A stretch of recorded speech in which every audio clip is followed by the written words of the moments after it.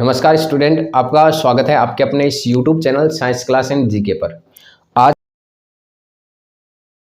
DNA और RNA का जो पोर्शन पढ़ रहे हैं ट्रांसक्रिप्शन का, पिछले वीडियो लेक्चर के अंदर हमने प्रमोटर के बारे में पढ़ा था। प्रमोटर क्या सर? तो हमने देखा था कि अनुलेखन इकाई कौन सी? तो डीएनए का वह भाग जिसके द्वारा आरएनए का संश्लेषण किया जाता है वो अनुलेखन इकाई कहलाती है। और अनुलेखन इकाई के 3 भाग होते हैं, प्रमोटर हो गया, टर्मिनेटर हो गया और एक आपके संरचनात्मक जीन होता है। तो इससे पहले वाला जो वीडियो लेक्चर था उसके अंदर हमने प्रमोटर के बारे में, प्रारंभिक या उन्नायक कहते हैं, उसके बारे में कंप्लीट चीजें पढ़ ली। आज हमें पढ़ना है संरचनात्मक जीन। थोड़ा इसका समझना भाई संरचनात्मक जीन होता क्या। तो ध्यान में रखना, यहाँ पे ये आपके प्रमोटर, पहले ये संरचनात्मक जीन और ये टर्मिनेटर। ये है क्या सर? ये ऐसी मशीन क्या है?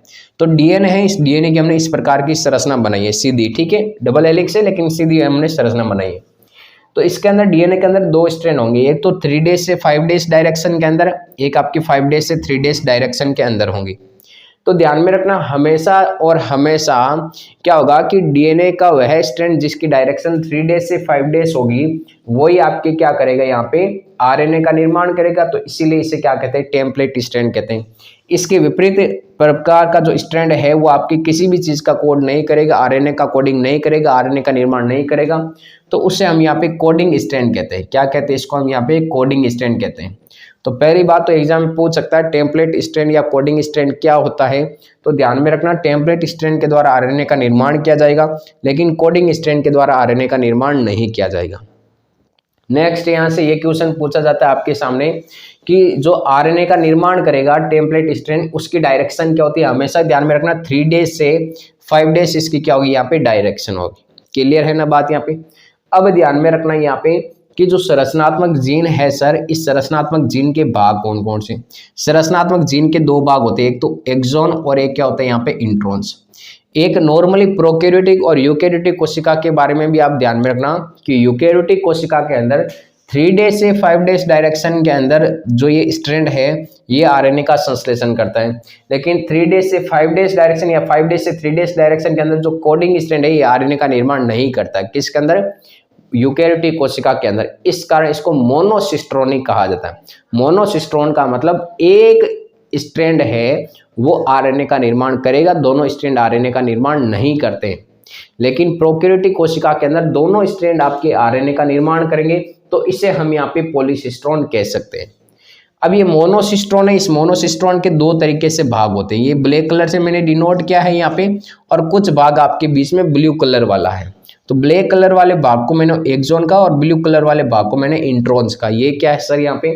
तो एक्सॉन्स क्या करेगा? किसी भी चीज का एमिनो अम्लों का कोडिंग करेगा, लेकिन इंट्रॉन्स आपके किसी भी चीज का कोड नहीं करेगा। तो सर इंट्रॉन्स को हटाना पड़ेगा, बिल्कुल हटाएंगे इंट्रॉन्स को। जब हम इसका नेक्स्ट पार्ट पढ़ेंगे तो वहां पे देखेंगे कि यहाँ पे स्प्लाइसिंग की जाएगी। स्प्लाइसिंग के समय इंट्रॉन्स के भाग को हटा दिया जाएगा और एक्सॉन्स के भाग को कंप्लीट जोड़ दिया जाएगा, क्योंकि इंट्रॉन्स के भाग कोई कार्य नहीं करते। तो अब चलते हैं यहाँ पे थ्योरी के ऊपर। और थ्योरी में देखो, डीएनए का वह भाग जो आरएनए का अनुलेखन करता है संरचनात्मक जीन कहलाता है। सिस्ट्रॉन डीएनए का वह खंड है जो पॉलीपेप्टाइड का क्या करता है? कोट लेखन। तो ये सिस्ट्रॉन का पार्ट है, ये पॉलीपेप्टाइड श्रृंखला का क्या करेगा? कोट लेखन। अनुलेखन इकाई में संरचनात्मक जीन मोनोसिस्ट्रोन या पॉलीसिस्ट्रोन होते हैं। बता दिया मैंने मोनोसिस्ट्रोन और पॉलीसिस्ट्रोन क्या होता है। नेक्स्ट यहाँ पे जो मोनोसिस्ट्रोन है इसके 2 भाग होते हैं, कौन कौन से? एक्सॉन्स और एक कौन होता है? इंट्रॉन्स।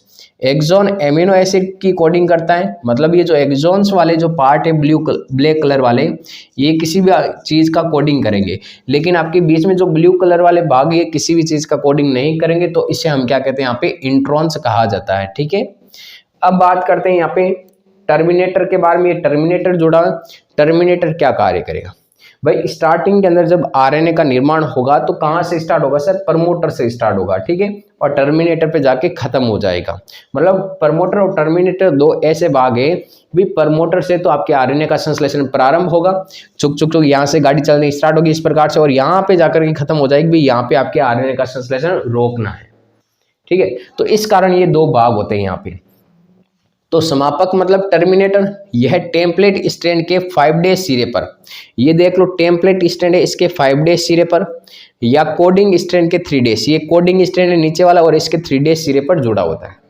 अब प्रोकैरियोटिक कोशिका के अंदर क्या होता है यहाँ पे कि भाई जो आरएनए पॉलीमरेज एंजाइम जुड़ेगा, आरएनए का निर्माण करेगा कौन सर? RNA polymerase enzyme. कौन करेगा यहाँ पे? RNA polymerase enzyme. ये आरएनए पॉलीमरेज एंजाइम आता है यहाँ पे, देखता है कि मैं जुड़ूं कहाँ पे, मुझे जोड़ना कहाँ पे, क्योंकि आरएनए का संश्लेषण कहाँ से प्रारंभ करूं। तो ऐसे में यहाँ पे प्रमोटर जाता है, प्रमोटर के पास जाता है, संरचनात्मक जीन टर्मिनेटर के पास, देखता भी मैं कहाँ पे जुड़ूं। तो फिर क्या होता है कि इस प्रमोटर के पास में एक रो कारक होता है। कौन सा कारक होता है यहाँ पे? रो कारक। ये रो कारक बोलता है भाई तू आरएनए पॉलीमरेज तू मेरे लिए बना है, तू यहाँ पे आ जा। तो आरएनए पॉलीमरेज प्रमोटर से जुड़ता है, तब यहाँ से आरएनए का संश्लेषण क्या होता है? प्रारंभ। अब यहाँ पे आरएनए पॉलीमरेज इस प्रमोटर से जुड़ तो गया इस रो कारक के साथ, धीरे धीरे आपकी यहाँ से आरएनए का संश्लेषण प्रारंभ होता है, लास्ट में टर्मिनेटर आता है। अब यहाँ पे आरएनए पॉलीमरेज को इस आरएनए का संश्लेषण रोकना नहीं आता, तो फिर से बोलता भी मैं क्या करूं, कैसे रोको इस आरएनए का संश्लेषण। तो सिग्मा कारक यहाँ पे जुड़ा होता है टर्मिनेटर के पास। कौन सा कारक यहाँ पे? सिग्मा कारक। सिग्मा कारक इस आरएनए पॉलीमरेज को कहता है कि तुम मेरे साथ में आ जा, मैं तुझे आरएनए का संश्लेषण है वो रोक दूंगा अपने आप ही, तू मेरे साथ में जुड़ जा। तो ध्यान में रखना यहाँ पे प्रमोटर के साथ में सिग्मा कारक और टर्मिनेटर के प्रमोटर के सामने रो कारक और टर्मिनेटर जिसे हम समापक कहते हैं वहां पे रो कारक जुड़ा होता है। अब ये रो कारक क्या करेगा? आरएनए का संश्लेषण प्रारंभ करेगा और सिग्मा कारक आरएनए के संश्लेषण के जो आरएनए के संश्लेषण होगा उसको रोकने का कार्य। मतलब आरएनए पॉलीमरेज इस रो कारक के साथ जुड़कर आरएनए का प्रारंभ करेगा और यहाँ पे आरएनए पॉलीमरेज एंजाइम इस सिग्मा कारक के साथ जुड़कर यहाँ पे आरएनए का संश्लेषण क्या करेगा? रोकने का कार्य करेगा। ये बात आपको यहाँ तक क्लियर हो जानी चाहिए। तो प्रोकैरियोटिक कोशिका के अंदर एक तो रो कारक और एक कौन सा होता है? सिग्मा कारक। मैंने दोनों बताए दे कि कहाँ पे जुड़े हुए होते हैं। तो रो कारक तो प्रमोटर के पास और सिग्मा कारक कहाँ पे जुड़ा हुआ रहेगा? टर्मिनेटर के पास जुड़ा हुआ रहेगा। अब देखो यहाँ से नेक्स्ट यहाँ पे ध्यान में रखना है हमारे सामने कि यूकेरियोटिक कोशिका के अंदर जो आरएनए का निर्माण होगा वो कैसे होगा। उससे पहले ये नोट पढ़ो, आरएनए पॉलीमरेज एंजाइम प्रमोटर से जुड़कर ट्रांसक्रिप्शन को शुरू कर देते। तो आरएनए पॉलीमरेज एंजाइम है ये प्रमोटर से जोड़ता है और यहाँ पे ट्रांसक्रिप्शन मतलब डीएनए से जो आरएनए का निर्माण होना है वो यहाँ से क्या हो जाता है? शुरू हो जाता है। अब नेक्स्ट यहाँ पे क्या है? यूकेरियोटिक कोशिका में आरएनए का निर्माण। अब हमें पढ़ना है यहाँ पे कि जो यूकेरियोटिक कोशिका है उसके अंदर आरएनए का निर्माण कैसे होता है। अरे भाई हमारे शरीर के अंदर डीएनए है प्रत्येक कोशिकाओं के अंदर, और हमारे शरीर की जो ग्रोथ हो रही है वो किसके कारण? प्रोटीन के कारण। कोई भी लक्षण प्रकट हो रहा है वो किसके कारण? जीन के कारण। कोई जीन है तभी तो कोई लक्षण प्रकट हो रहा है। तो वो जीन जब प्रोटीन बनाएगी उस चीज की तभी लक्षण प्रकट होगा, नहीं तो नहीं होगा। अब प्रोटीन बनाने के लिए आरएनए चाहिए।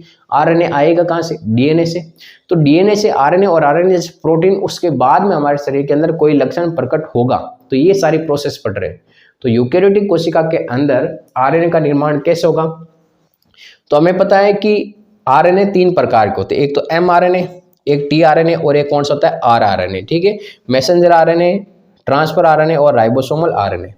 तो आरएनए पॉलीमरेज जो एंजाइम फर्स्ट होगा ये 28S, 18S और 5.8S से मिलकर बना होता है। ये ध्यान में रखना, एग्जाम में पूछा जाता है कि भाई एमआरएनए का निर्माण कौन कौन से स्वेडबर्ग इकाई के द्वारा होता है? 28S, 18S और 5.8S। Next RNA polymerase second है ये एचएनआरएनए। कौन कौन सा? एचएनआरएनए है क्या ये हम आगे नेक्स्ट वीडियो में पढ़ेंगे। आरएनए पॉलीमरेज सेकंड एचएनआरएनए और एमआरएनए के द्वारा किसका निर्माण होता है? टीआरएनए का। और आरएनए पॉलीमरेज जो थर्ड है ये किसका निर्माण करता है? यहाँ पे आरआरएनए का निर्माण करता है। तो आरएनए टोटल कितने प्रकार के हो गए सर? 3 प्रकार के, एमआरएनए, टीआरएनए और आरआरएनए। इनका निर्माण यूकेरियोटिक कोशिका के अंदर होगा। पहले एमआरएनए बनेगा, फिर टीआरएनए और फिर कौन सा बनेगा? यहाँ पे राइबोसोमल आरएनए बनेगा। तो कोई भी अनुलेखन इकाई होती है उसके 3 पार्ट होते हैं। प्रमोटर हो गया, संरचनात्मक जीन और टर्मिनेटर। प्रमोटर से संश्लेषण शुरू होगा आरएनए का, टर्मिनेटर पे जाके खत्म होगा। संरचनात्मक जीन के अंदर 2 भाग होते हैं, एक्सॉन्स और एक कौन सा होता है? इंट्रॉन्स।